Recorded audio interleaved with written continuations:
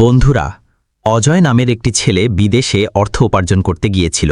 2 বছর পর আজ সে তার নিজের দেশ ভারতে ফিরে আসছে। প্লেন থেকে নেমে সে দিল্লি রেলওয়ে স্টেশনে যায় এবং ট্রেনে চড়ে তার শহরের দিকে রওনা হয়। ট্রেনটি অজয়ের শহর রায়বেরেলির ঠিক আগে একটি স্টেশনে 30 মিনিটের জন্য থামে। অজয় ভাবে এখনও অনেক সময় আছে, কেননা স্টেশন থেকে কিছু কিনে খাওয়া যাক। এই ভেবে সে ট্রেন থেকে নামে। স্টেশনে যেতেই সে দেখতে পায় যে তার বৃদ্ধ বাবা মা এবং তার স্ত্রী স্টেশনে ভিক্ষা করছেন। তারা অজয়কে দেখতে পান না এবং ভিক্ষা করতে করতে তার কাছে এসে বলেন, স্যার, কিছু টাকা দিন, 2 দিন ধরে কিছু খায়নি। নিজের বাবা মায়ের এই অবস্থা দেখে অজয়ের চোখ কপালে উঠে যায়।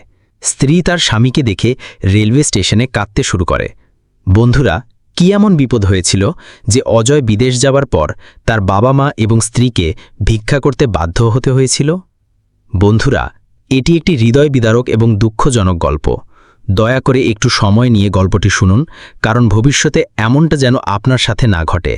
এই গল্পটি শুনলে আপনি বলবেন, এমনটা সত্যি হওয়া উচিত ছিল না। বন্ধুরা, এটি উত্তরপ্রদেশের রায়বেরেলির একটি সত্য ঘটনা। অজয় একটি সচ্ছল পরিবারের ছেলে ছিল। তাদের 2 ভাই ছিল, একজন অজয় এবং আরেকজন যোগেশ। দুজনেরই বিয়ে হয়ে যায়। কিন্তু বন্ধুরা, অজয়ের বড় ভাইয়ের স্ত্রী ভাবি একটু ঝগড়াটে স্বভাবের ছিল। যোগেশের বিয়ে আগে হয় কারণ সে বাড়ির বড় ছেলে ছিল। তার কড়া মেজাজের স্ত্রী বাড়িতে আসে। এটি একটি খুব রোমাঞ্চকর গল্প।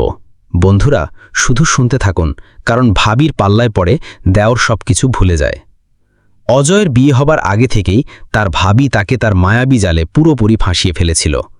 সে অজয়কে তার মিষ্টি কথায় এমনভাবে প্রভাবিত করেছিল যে সে যা বলতো অজয় সেই কাজ করতে রাজি হয়ে যেত। বন্ধুরা, এর পরে অজয়েরও বিয়ে হয়।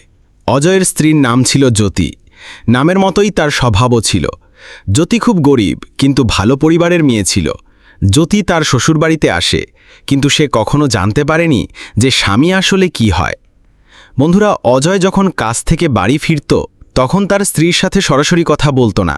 10 দিন পার হয়ে যেত, কিন্তু অজয় তার স্ত্রীর সাথে ভালোবাসার কোনো কথা বলতো না। জ্যোতি তার সাথে কথা বলতে বা তার উপর নিজের অধিকার দেখাতে গেলে অজয় তাকে ধমকে দিত, বকা দিত। কারণ অজয় তার ভাবির ফাঁদে পুরোপুরি জড়িয়ে গিয়েছিল। তার ভাবি যা বলতো সে তাই করত। কখনো স্ত্রীকে মারত, কখনো অন্য কিছু করত, কারণ তার ভাবির প্রতি তার আকর্ষণ ছিল। সে তার ভাবির পাল্লায় পড়ে খারাপভাবে জড়িয়ে গিয়েছিল। বন্ধুরা, যারা ভাবির পাল্লায় পড়ে তারা নিজেদের স্ত্রীকে ছেড়ে দেয়। আপনিও দেখুন, আপনার আশেপাশে এমনটা হচ্ছে না তো? কারণ এমনটা যে কারো সাথে হতে পারে।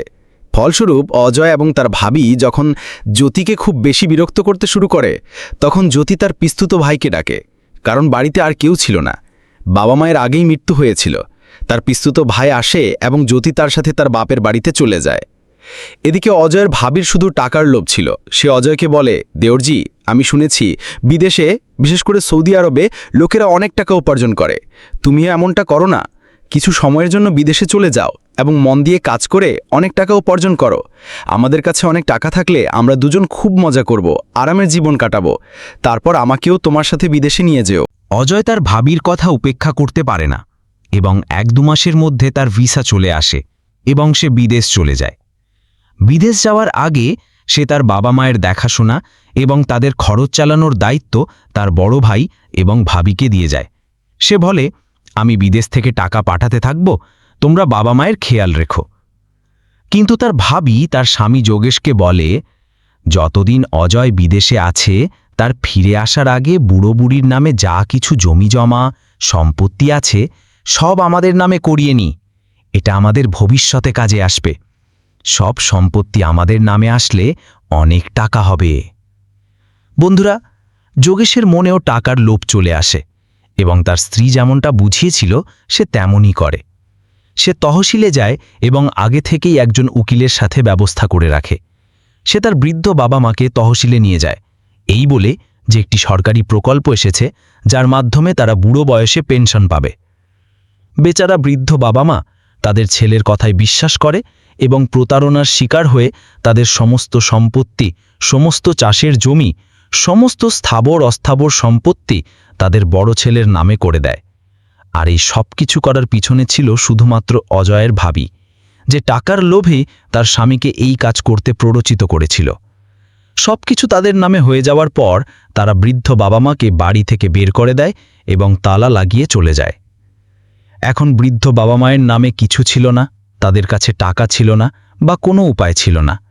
বেচারারা তাদের পেট চালানোর জন্য গ্রাম থেকে কিছুটা দূরে একটি রেলওয়ে স্টেশনে ভিক্ষা করতে বাধ্য হয়। যে যা দিত তারা তাই খেয়ে তাদের দিন কাটাচ্ছিল। এদিকে বন্ধুরা, অজয়ের স্ত্রী জ্যোতিও একই অবস্থায় ছিল। কিছু সময়ের জন্য তার পিস্তুত ভাই এবং ভাবি তাকে তাদের সাথে রাখে, কিন্তু তারপর তার ভাবি কথায় কথায় তাকে খোঁটা দিতে থাকে। একদিন জ্যোতি বিরক্ত হয়ে ভাবে যে আমি আর এই বাড়িতে থাকব না, যা কিছু হোক, যদি ভিক্ষা করেও খেতে হয় তবু আমি এদের সাথে এই বাড়িতে প্রতিদিনের খোঁটা সহ্য করতে পারবো না। এখন সে কারো বাড়িতে কিছু ছোটখাটো কাজ করত, কিছু টাকা পেত, কিন্তু তাতে তার পেট ভরত না। একদিন এভাবে ঘুরতে ঘুরতে সে একটি রেলওয়ে স্টেশনে পৌঁছায়। সেখানে সে দেখতে পায় যে তার বৃদ্ধ শ্বশুর শাশুড়ি ভিক্ষা করছেন। সে তাদের কাছে গিয়ে তাদের জড়িয়ে ধরে কাঁদতে থাকে। সে জিজ্ঞাসা করে, মা, বাবা, আপনাদের এমন অবস্থা কেন হলো? শ্বশুর শাশুড়ি জ্যোতিকে তাদের দুরবস্থার কথা বলেন।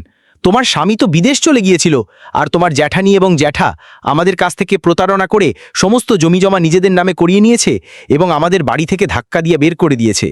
এখন আমরা দুজন দাঁড়ে দাঁড়ে ঘুরতে বাধ্য। জ্যোতি একজন ভালো এবং দয়ালু মেয়ে ছিল।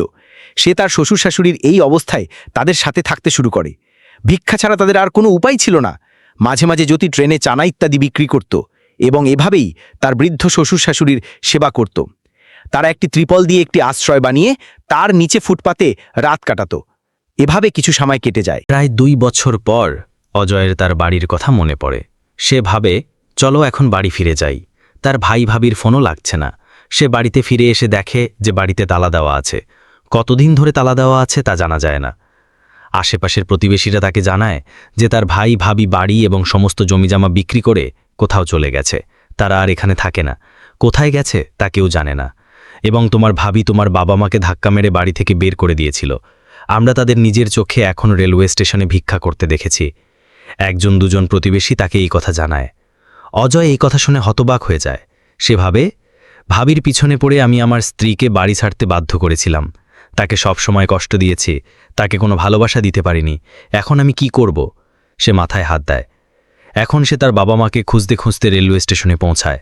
এখানে ওখানে খুঁজতে থাকে এবং দেখে যে তার বাবা মা ভিক্ষা করছেন। সে তাদের কাছে যায় এবং তাদের দেখে হাউমাউ করে কাঁদতে শুরু করে। এই সময় তার স্ত্রী জ্যোতি, যে কোথাও থেকে পানি আনতে গিয়েছিল তার শ্বশুর শাশুড়ির সেবা করার জন্য, জ্যোতি তার স্বামীকে দেখে ছুটে গিয়ে তার পায়ের কাছে পড়ে যায়। সে আজও তার স্বামী অজয়কে ততটাই সম্মান করত যতটা সে আগে করত। কিন্তু অজয় তার ভাবির পাল্লায় পড়ে, তার ভালোবাসার জালে জড়িয়ে পড়ে তার স্ত্রীকে অবজ্ঞা করেছিল। কিন্তু তার স্ত্রীর আজও তার প্রতি এমন ভালোবাসা দেখে তার নিজের ভুলের জন্য অনুশোচনা হয়। তার চোখ থেকে জল পড়তে থাকে। এখন তারা 4 জন এক জায়গায় বসে একে অপরকে জড়িয়ে ধরে কাঁদতে থাকে এবং নিজেদের মন হালকা করে। বন্ধুরা, অজয়ের বাবা মা বলেন, তোমার ভাই ভাবি আমাদের সাথে খুব অন্যায় করেছে। সব কিছু তারা নিজেদের নামে করিয়ে নিয়েছে বাবা। তোমার অধিকারও কেড়ে নেওয়া হয়েছে, কিন্তু তখন তুমিও আমাদের কথা শোনোনি। ভগবানের কৃপা যে আমাদের এই ছোট বউটি খুব ভালো এবং দয়ালু। যদি সে আমাদের না পেত তবে আজ আমরা কোথাও থাকতাম না এবং এভাবে ফুটপাতে না খেয়ে মরে যেতাম। তুমি বউকে ত্যাগ করেছিলে, কিন্তু বউও আজও তোমাকে সেই সম্মান করে। এমন বউ কি কোথাও খুঁজে পাওয়া যায়? এই কথা শুনে অজয় কাঁদতে থাকে এবং তার স্ত্রী জ্যোতিকে বলে, আমার যে ভুলগুলো হয়েছে তার জন্য আমি খুব লজ্জিত। আমাকে ক্ষমা করে দাও, আমি তোমাকে বুঝতেই পারিনি। জ্যোতি বলে, এতে আপনার কোনো ভুল নেই জি। আপনাকে তো ভাবিই নিজের বশে রেখেছিল। এখন আপনার চোখ খুলে গেছে, এর চেয়ে ভালো কিছু আমাদের জন্য হতে পারে না। অজয় বলে, এখন তোমাকে এই কাজ করতে হবে না, আমার সাথে এখান থেকে চলো। আমরা পরিশ্রম করব, মজুরি করব। কারণ বন্ধুরা, তার কাছেও এখন কোনো টাকা ছিল না। তার কাছে যা কিছু টাকা ছিল সব সে তার ভাবির অ্যাকাউন্টে পাঠিয়ে দিয়েছিল। অজয় তার স্ত্রী এবং বাবা মাকে সেখান থেকে নিয়ে অন্য একটি শহরে চলে যায় এবং একটি সবজি বাজারের কাছে একটি ছোট ঘর ভাড়া নেয়। সেখানেই সে বাজারের একজন ব্যবসায়ীর কাছে কুলি হিসেবে কাজ করতে শুরু করে। গাড়িতে মাল ওঠানো নামানোর কাজ সে করত। সারাদিন যা টাকা উপার্জন করত তা দিয়ে সে তার বাড়ির খরচ চালাত। কারণ 4 জনের খরচ চালানো একজন মজুরের জন্য নিজেই একটি বড় চ্যালেঞ্জ। ধীরে ধীরে এইভাবেই চলতে থাকে। একদিন তার স্ত্রী বলে, আপনি আমাকে একটি সবজির দোকান খুলে দিন, আমি সবজি বিক্রি করব। আপনি কাজ করতে থাকবেন, আমাদের কিছুটা আর্থিক সহায়তা হবে। বাবা মা বাড়িতেই থাকবেন, তারা বুড়ো হয়ে গেছেন, আর কি বা করতে পারেন। এই কথায় অজয়ের বাবাও সম্মতি জানিয়ে বলেন, ছেলে বউ ঠিকই বলছে, আমরাও দোকানে বসতে পারব, ধীরে ধীরে আমাদের সবজির ব্যবসা ভালো চলবে। অজয় বাজারে একটি ভালো জায়গা দেখে একটি সবজির দোকান খুলে দেয়। এদিকে তার স্বামী বাজারে কুলি হিসাবে কাজ করে এবং তার দোকানের জন্য উপযুক্ত দামে সবজি কিনে আনত। বিক্রি ভালো হতে থাকে, টাকা জমতে থাকে। ধীরে ধীরে টাকা জমা হতে থাকে। তারা ভাড়া করা বাড়িতে থাকত। বাড়ির মালিককে ভাড়া দিত এবং একটি ছোট 100 গজের প্লটও কিনে নেয়। কেনার পর আরও কিছু টাকা জমা করে এবং খুব পরিশ্রম ও নিষ্ঠার সাথে উপার্জন করে একটি বাড়িও তৈরি করে নেয়। বাজারে অনেক দিন কাজ করার ফলে অজয় সেখানকার লেনদেন ভালোভাবে বুঝে গিয়েছিল। এরপর সে নিজের একটি আড়ত খোলে এবং তাদের ব্যবসা খুব ভালো চলতে থাকে। তাদের ব্যবসা এতটাই ভালো চলে যে তারা অনেক প্লট কিনে নেয়। তার ভাই যতটা সম্পত্তি কেড়ে নিয়েছিল তারা তার দ্বিগুণ সম্পত্তি কিনে নেয়। এদিকে বন্ধুরা যোগেশ এবং তার স্ত্রী সম্পত্তি কেড়ে নিয়ে তাদের শ্বশুরবাড়িতে চলে গিয়েছিল। যোগেশের শ্বশুরবাড়ির লোকেরা তাদের খুব ভালো সেবা করে, কিন্তু যখন তাদের টাকা শেষ হয়ে যায় তখন তাদের লাথি মেরে তাদের বাড়ি থেকে বের করে দেয়। এই বলে যে নিজের আপন ভাইয়ের হতে পারল না, সে আমাদের কি হবে? কথায় আছে না, যেমন কর্ম তেমন ফল। এবং সেটাই হলো, তাদেরও ধাক্কা দিয়ে বাড়ি থেকে বের করে দেওয়া হলো। তারা দাঁড়ে দাঁড়ে ঘুরতে বাধ্য হয়। 1 টাকার জন্য তারা কষ্ট পাচ্ছিল। 2 দিন ধরে তাদের খাবারও জুটত না। পানি খেয়ে তারা তাদের ক্ষুধা মেটাচ্ছিল। তারা তাদের বাবা মায়ের সাথে, তাদের ছোট বউয়ের সাথে যা করেছিল, আজ তাদের নিজেদেরও সেই দিন দেখতে হচ্ছে। কিন্তু একদিন হঠাৎ ঘুরতে ঘুরতে তারা কোনোভাবে সেই সবজি বাজারে আসে। যোগেশ এবং তার স্ত্রী যখন অজয়কে তার আড়তে বসে থাকতে দেখে, যেখানে অনেক লোক তার অধীনে কাজ করছে, এই দৃশ্য দেখে তাদের চোখ কপালে উঠে যায়। তারপর তারা দুজন অজয়ের কাছে যায়। বাবা মাও সেখানেই বসেছিলেন। যোগেশের স্ত্রী যখন তার শ্বশুর শাশুড়ির পায়ে আশীর্বাদের জন্য ঝুঁকে, তখনও অজয় তাকে থামিয়ে বলে, ভাবি দূরে থাকো, মা বাবাকে হাতও লাগিও না। কি করেছিলে তোমরা এদের সাথে? তোমরা শুধু টাকার জন্য এদেরকে বাড়ি থেকে বের করে দিয়েছিলে। তুমি আমাকে আমার লক্ষ্যের মতো স্ত্রীর থেকে দূরে সরিয়েছিলে। তোমরা আমার জমিজমা কেড়ে নিয়েছিলে। এখন এখানে কি করতে এসেছো? যেখানে খুশি চলে যাও, আমাদের সাথে তোমাদের কোনো সম্পর্ক নেই। কিন্তু তাদের খারাপ অবস্থা দেখে তার শ্বশুর শাশুড়ি বলেন, ছেলে অজয়, এদের ভুল হয়েছে। আগে তোমারও হয়েছিল, এরও হয়ে গেছে। যাই হোক, এ তো তোমারই ভাই, যা হবার ছিল তা হয়ে গেছে। এখন এদের ক্ষমা করে। এতে অজয় স্ত্রী জ্যোতিও বলে, হ্যাঁ, মা বাবা ঠিকই বলছেন, এরা যেমনই হোক আমাদের পরিবারেরই অংশ। আর যদি ভাই ভাবি অন্য কোথাও কাজ করতে যায়, তাহলে আমাদেরও সম্মান নষ্ট হবে। আপনি তাদেরও কোনো ছোটোখাটো কাজ শুরু করে দিন। আমাদের সাথে তারা যা করেছে, আজ তার ফল তারা ভোগ করেছে। যাই হোক, সে তো আমার জেঠানি, আজও আমার কাছে পূজনীয়া। অজয়ের রাগও এখন শান্ত হয়ে যায়। সেও বুঝতে পারে যে যা হয়ে গেছে আর ফিরে আসবে না, এবং সে নিজের টাকা দিয়ে তার বড় ভাইয়েরও একটি কাজ শুরু করিয়ে দেয়। বন্ধুরা, 2 ভাই তাদের নিজেদের কাজ ভালোভাবে সামলে নেয় এবং তাদের পরিবারের সাথে খুব ভালোবাসা ও স্নেহ নিয়ে থাকতে থাকে। বন্ধুরা, এই গল্পটি আপনাদের কেমন লাগলো? আমাদের গল্পগুলি পারিবারিক হয়। যদি গল্পটি আপনাদের একটুও ভালো লাগে থাকে, তবে আমাদের চ্যানেলটি সাবস্ক্রাইব করুন। আপনারা জ্যোতি এবং ওমকারের সম্পর্কে কি ভাবেন তা আমাদের মন্তব্য করে জানান। ধন্যবাদ। আরেকটি নতুন গল্পের সাথে দেখা হবে। ততদিন পর্যন্ত বন্ধুরা, এই গল্পটি শোনানোর আমার উদ্দেশ্য কারো অনুভূতিতে আঘাত করা নয়, শুধু আপনাদের সতর্ক করা,